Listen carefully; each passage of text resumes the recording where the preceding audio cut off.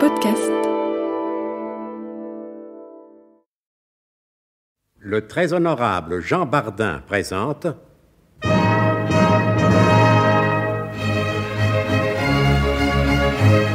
Bon baiser de partout.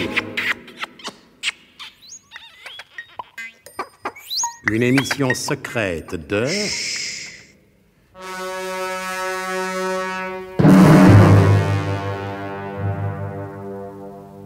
Donc, pendant qu'à bord de la Reine de Sabag, Zorbeck le Gras et Willem Ferntag s'efforcent de trouver un moyen pour neutraliser Nicolas le Roidec, à Athènes, le colonel de Guerlas se livre aux délices du tourisme, mais sans jamais oublier les devoirs de sa charge.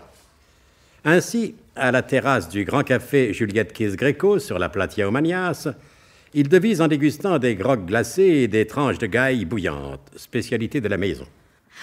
Ah, monsieur Trazy, quel admirable pays est le vôtre. Ah, merci, mademoiselle. C'est en effet un bien beau pays auquel je suis profondément attaché. C'est bien normal, Trazy. Mais, en dépit de l'amour profond que vous portez, à juste titre, à votre pays natal, ça ne vous dirait rien de venir faire un petit séjour à Paris? Je ne pense pas que ça passionnerait tellement, monsieur Trasibul. Tiens, l'étendard, voilà revenu parmi nous. Mais oui, mon colonel, j'avais juste une petite course à faire dans le quartier. Et que disiez-vous à propos de notre cher ami Trazy? Je disais que pour lui, et comme il a raison, la Grèce étant le plus beau pays du monde, tout ce qui se trouve hors de ses frontières ne doit présenter qu'un bien mince intérêt. On ne vous a pas demandé votre avis, l'étendard. Mais c'est bien pour ça que je me permets de le donner, mon colonel.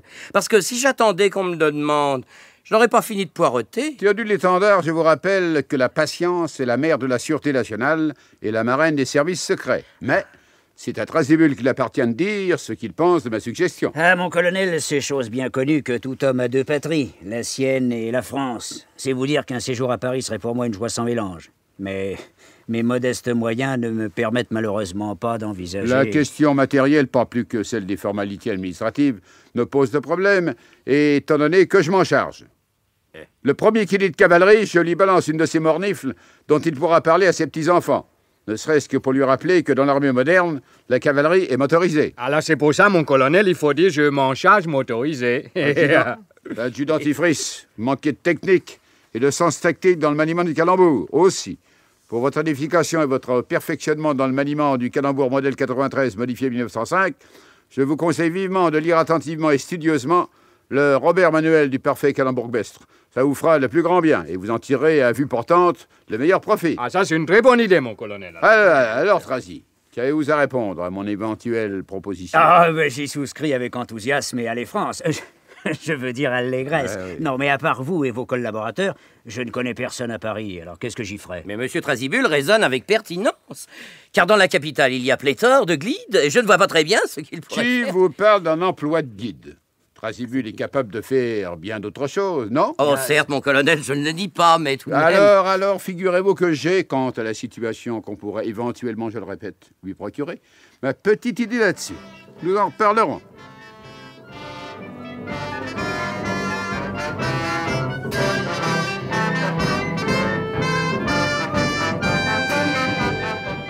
Mais que se passe-t-il, monsieur Trazy? Qu'est-ce que c'est que ce défilé d'écoliers qui brandissent des pancartes dont je ne comprends pas la signification? Ah, mais ça, ce sont les élèves du lycée Victor Hugo. Ah, parce qu'il y a un lycée Victor Hugo à Athènes. Eh, naturellement, c'était bien le moindre hommage qu'on puisse rendre à l'illustre poète qui a exalté mon pays en des vers immortels. Mais pourquoi manifestent-ils? Qu'est-ce qu'ils réclament, ces enfants grecs? De la poudre et des balles pour s'en servir contre des têtes de Turcs qui sont passés par là tout à l'heure, en semant des graines de violence sur leur passage et auxquelles ils veulent faire une grosse tête. Une grosse tête de Turc. Eh bien, si le père Hugo voit ça de son HLM des grands hommes, ça doit lui réchauffer le cœur.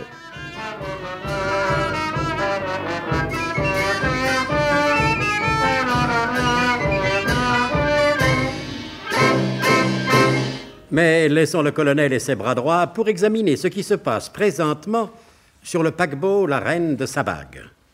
Arceau. Si Nicolas le Roidec et les professeurs restent toujours ensemble, comment allons-nous faire? Ferntag, ne vous inquiétez pas comme d'habitude, j'ai pensé à tout. Je vous demande pardon, Zorbeck. Vous n'avez pas pensé que Nicolas ne quitterait pas le professeur? Et nous allons arriver au Pirée sans avoir éliminé cet imbécile de Leroy. Patience, patience, Fermtag, patience. Non, vraiment, vous ne voulez pas que je lui tire une balle dans la tête en passant, comme ça, là? Patience, Fermtag, patience. Ou alors, si vous voulez, je peux le bousculer, le lancer par-dessus bord. Je vous ai déjà dit que j'aurais encore besoin de Leroy Deck. Je ne veux pas le supprimer. Du moins pas pour l'instant. Patience, vous dis-je, dans 10 secondes, tout sera réglé. C'est pas long, 10 secondes. J'admire votre optimisme, Zorbeck. Dans 10 secondes, un steward à qui j'ai glissé un pourboire viendra prévenir M. Nicolas Leroy Deck qu'on le demande au téléphone chez le commissaire du bord. Ce n'est pas génial, cette idée? Osez prétendre que mon idée n'est pas géniale. Toujours votre vanité, Zorbeck, votre insupportable vanité. J'espère que le pourboire n'était pas trop important. La Grèce est un pays pauvre, il ne faut pas donner de mauvaises habitudes à ses habitants. Mais pensez-vous, je respecte trop la pauvreté. J'ai donné un tout petit pourboire, et encore en faux dollars. Maintenant, venez, j'aperçois le steward qui s'approche de Leroy Deck. Nous allons nous poster dans la coursive près du bureau du commissaire du bord. Et les deux abominables personnages descendirent se poster dans la coursive. Insouciant, le roi Deck approchait. Ça alors, je me demande qui peut bien m'appeler au téléphone comme ça, en pleine mer. Je savais même pas qu'il y avait le téléphone. Attention, Fermtag, le voilà. Et ne vous trompez pas. N'assommez pas le steward. Laissez-le passer. On pourrait peut-être assommer les deux pour plus de sécurité. J'ai dit non, Fermtag. Ah, toujours votre dégoûtante sentimentalité. Allez-y maintenant. Ça, c'est ce qui s'appelle lui couper le sifflet. Pas de bavardage inutile, Fermtag. Prenez-le par la tête, moi je le prends par les pieds. Si nous croisons des passagers, nous dirons que notre pauvre ami a le mal de mer. Vous y êtes? Allez, en avant. Oui, il est lourd. Hein. On le balance par-dessus bord. Décidément, Fermtag, vous ne comprenez jamais rien. Nous allons le descendre dans la soute au bagage. La bonne soute. Et les deux abominables personnages descendirent le malheureux Leroy Deck dans la soute au bagage.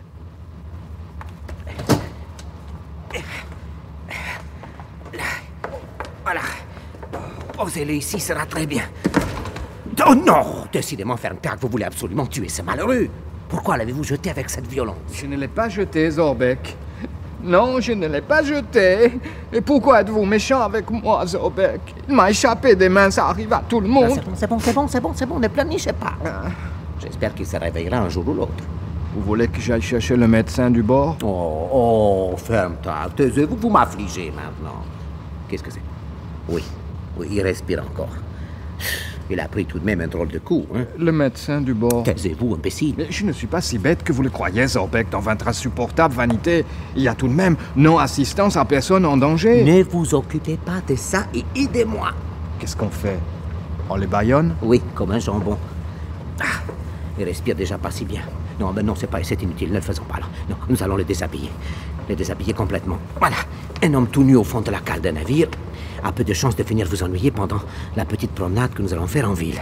Écoutez. Le bateau a réduit sa vitesse. Oui.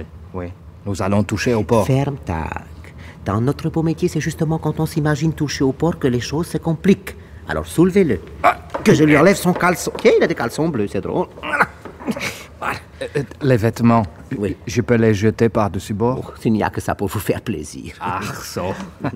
J'aime bien quand ça fait plouf. C'est pas pareil qu'avec un homme à l'intérieur, mais ça fait plouf. Ça montre. J'allais oublier de lui ôter sa montre. Rien de plus démoralisant que de ne pas savoir l'heure. Allons, dépêchez-vous, Fermtag. Maintenant, il faut nous arranger pour descendre à quai en même temps que le professeur Slalom Jérémy Ménage, n'est-ce pas? Alors, venez. Mais je viens.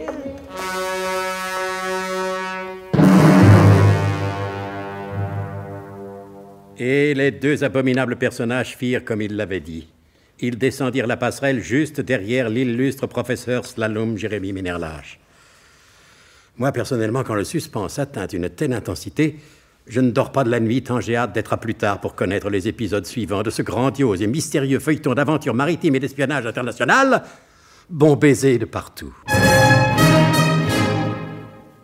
C'était Bon baiser de partout. Une émission secrète de Pierre Dac et Louis Rognoni.